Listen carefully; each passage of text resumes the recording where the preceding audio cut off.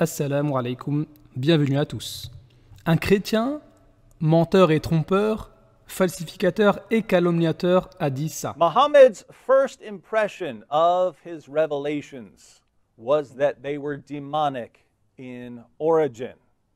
Muhammad's first impression of his revelations was that they were demonic. So you've heard that Muhammad received revelations through the angel Gabriel. That was a later Muslim position. Muhammad eventually came to believe that. But when he first started receiving revelations, he did not have a very good opinion of them. Ce chrétien prétend que le prophète sallallahu alayhi wa sallam croyait que l'ange qui lui était apparu était un démon, mais que par la suite son entourage l'aurait persuadé que c'était l'ange Gabriel. And let me go ahead and read the passage. This is from Ibn Ishaq's Surat Rasulullah. Tiens, le chrétien ne cite pas le Bukhari comme d'habitude, mais là il va dans la Sira. En tout cas, le début de l'histoire est connu, donc on va aller un peu plus vite.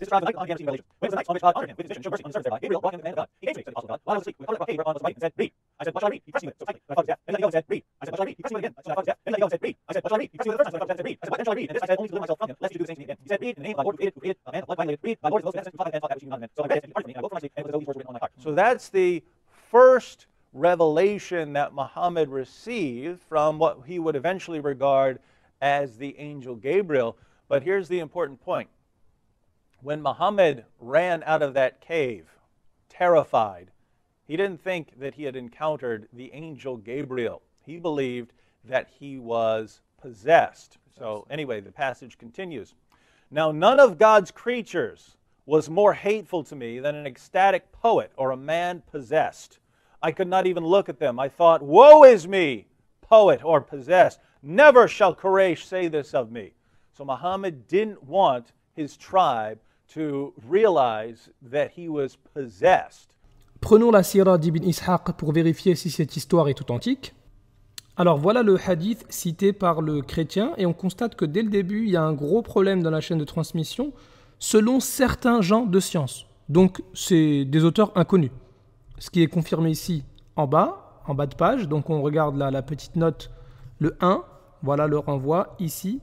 Isnaduhu da'if, chaîne de transmission faible due à plusieurs auteurs inconnus. Ibn Hisham, qui lui aussi a fait une biographie du prophète sallallahu alayhi wa sallam après Ibn Ishaq, n'a pas cette addition dans sa biographie. Ainsi, comme l'explique le Cheikh Al-Albani, spécialiste dans la critique du hadith, ce hadith est rejeté. Et pour parler à un chrétien, on dirait apocryphe. C'est comme si moi je prenais un évangile apocryphe auquel les chrétiens ne croient pas, par exemple ici l'évangile selon Thomas, et que je me basais dessus pour voir le comportement de Jésus. Bon, on va regarder par exemple ici, au chapitre 4, évangile selon Thomas. Qu'est-ce qui est dit ? Jésus traversait une autre fois le village et un enfant courut, lui choqua l'épaule. Et Jésus, irrité, lui dit « Tu n'achèveras pas ton chemin. » Et aussitôt, l'enfant tomba et mourut. Eh bien, si je faisais comme ce chrétien malhonnête, je dirais que l'évangile précise qu'un jour un enfant a poussé Jésus et que Jésus en colère l'a tué. Donc Jésus est un meurtrier selon l'évangile. Poursuivons sa vidéo. Think about this. Sometimes, my friends, first impressions are the correct ones, right?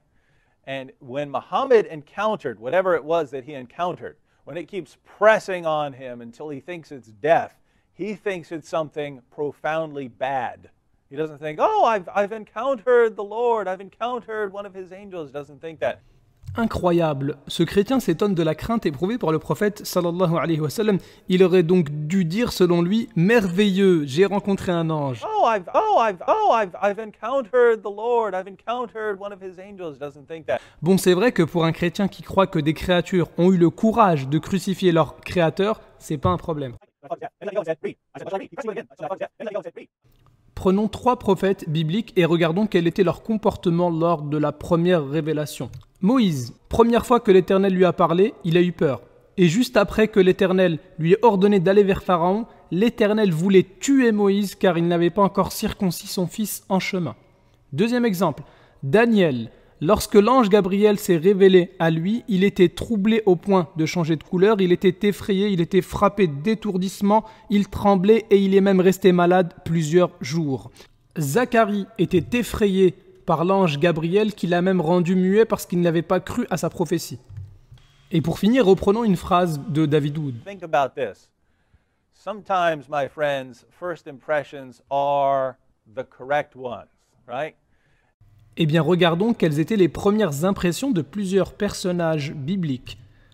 Jacob, la première fois que l'Éternel s'était révélé à lui, n'était pas certain que c'était l'Éternel. Josué, la première fois qu'il vit l'ange de l'Éternel, il ne savait pas s'il faisait partie de ses alliés ou de ses ennemis. Samuel, la première fois que l'Éternel s'est révélé à lui, croyait que c'était le prêtre Élie qui lui parlait, alors que justement, l'Éternel s'était révélé à Samuel pour l'informer qu'il allait maudire le prêtre Élie. L'auteur du dernier livre de la Bible, qui est l'Apocalypse, ne savait pas qu'il ne fallait surtout pas adorer l'ange de Dieu, mais qu'il fallait adorer Dieu lui-même. Bon, il ne savait pas 2 fois. Et si toutes ces premières impressions étaient vraies?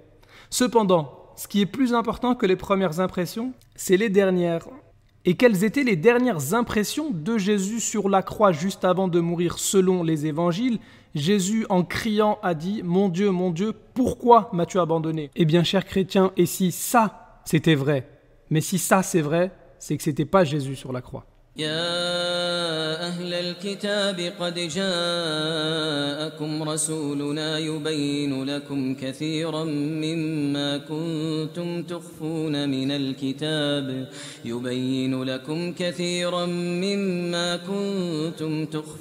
من الكتاب ويعفو عن كثير قد جاءكم من الله نور وكتاب مبين